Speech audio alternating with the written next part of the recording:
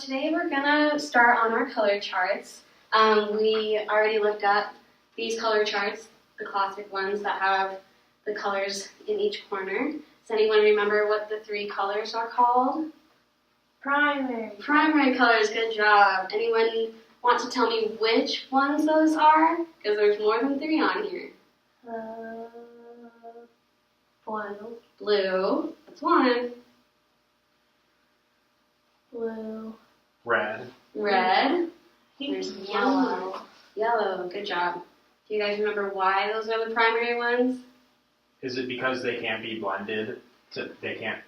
You can't make those colors with other colors? Exactly, yeah. So on our vocab, you'll see primary, and the primary ones are the ones we have to make secondary, tertiary, tints, hues, shades, any other color that we ever want to use.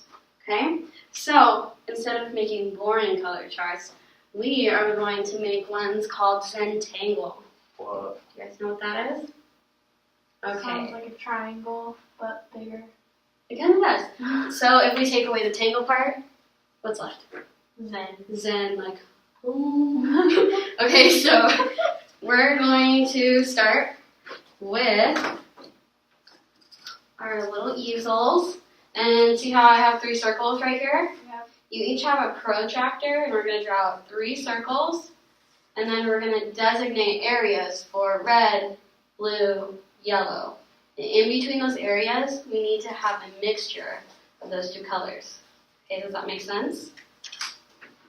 Okay, so like right here I have yellow and blue. And when I mix those ones, I get different shades of green in here, right?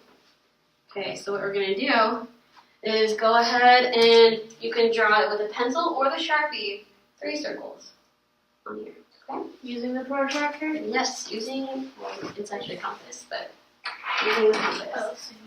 Yes. You guys remember how to use a compass? I'll figure it out. Okay.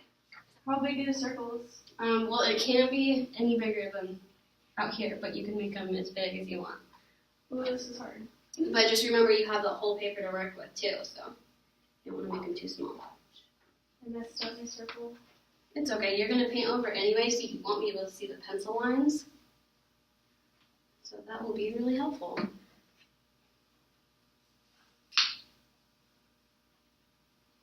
Wow, this is cool. Okay, so put your point on there, and then don't move that point. It moves on its own, okay? You can do that. Try doing it like an angle. Oh, see it? That little dot. Thanks for breaking your arm for me. No problem. Okay. Does everybody have their three circles? Yes. Okay. Thanks. Okay, so before we start mixing up paint, we need to decide where we're going to put our red, yellow, and blue, right? So they all have to have yellow, red, blue, and I just put green on here because I like fours rather than three. So you can do that also, or you can just have a triangle, yellow, red, blue. Or you can even put blue up here. Doesn't matter.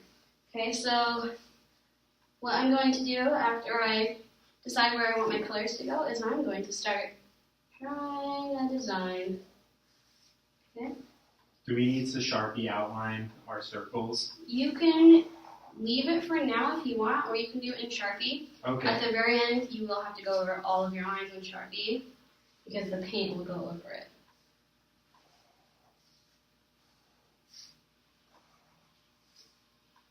So you can do any kind of designs you want, but really try and break up the spaces.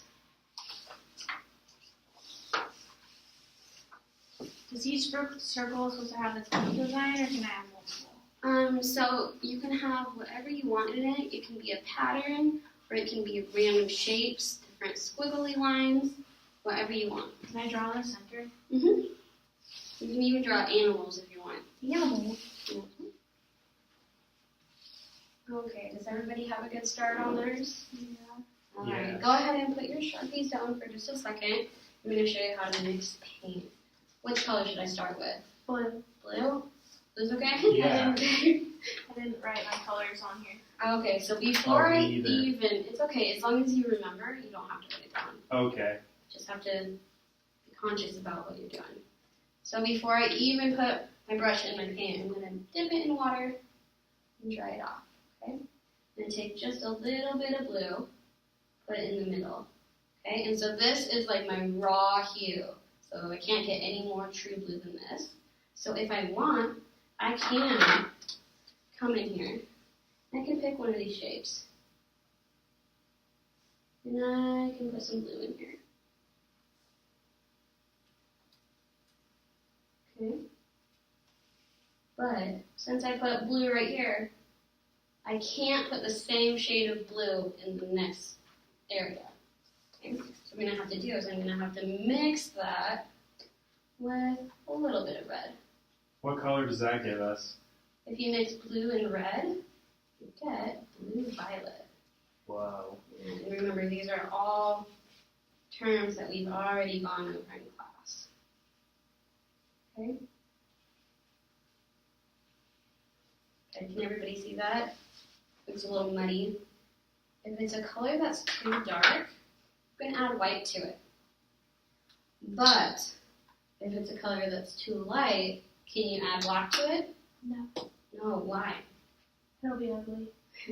Well, I believe it will be ugly, that's true. But we don't ever add black to anything, because it just turns everything a little bit muddy.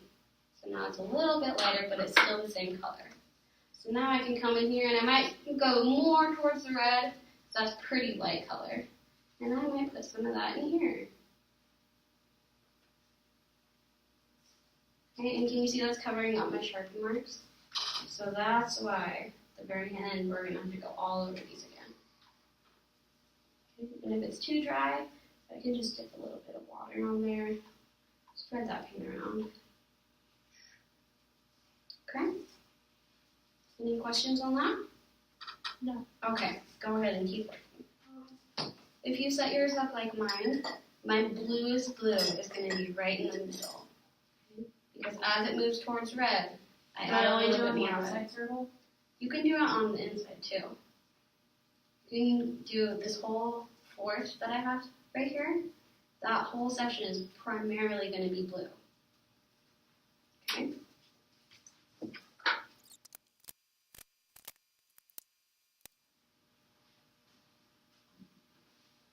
How's it going, Jordan?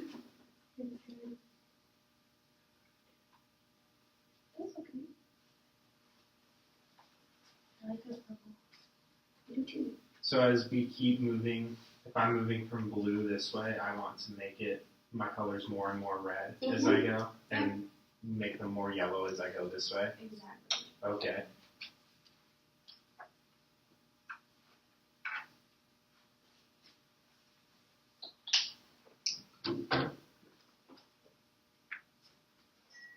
Okay, I know you guys aren't quite done yet, but go ahead and put your paintbrushes down. And I want you to stand up, walk all around the classroom, and look at everybody else's work. Wow. Boy, I like your sun face. Thanks. I like your squiggles and your flower in the middle. What are these other people's? Those are just different patterns that you can use. Just Whoa. some examples if you're stuck.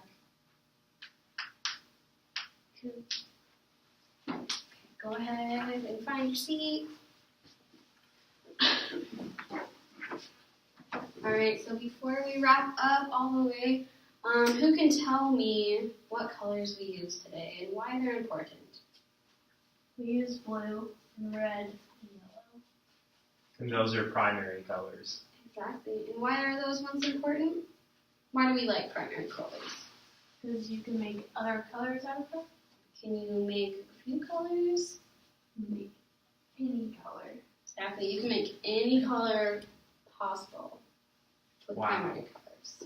Even black. Okay, so before we head out, let's talk about cleaning up our brushes. After we scrub our brushes, are we going to leave them in the water? No. Why? They made it gross. They get gross. Yeah, these brushes are actually only held together by some Elmer's glue. Whoa. And so if we leave it in the water, they'll come apart, and then I have to fix it, and then I'm not happy. So make sure you dry your brushes off all the way. And then do we put bristle down in the jar or bristle up in the jar? Up. Good job. That way you can dry it all the way out. Make sure that you wipe down your tables. We don't want paint left on there for the next class. And then you guys can take that.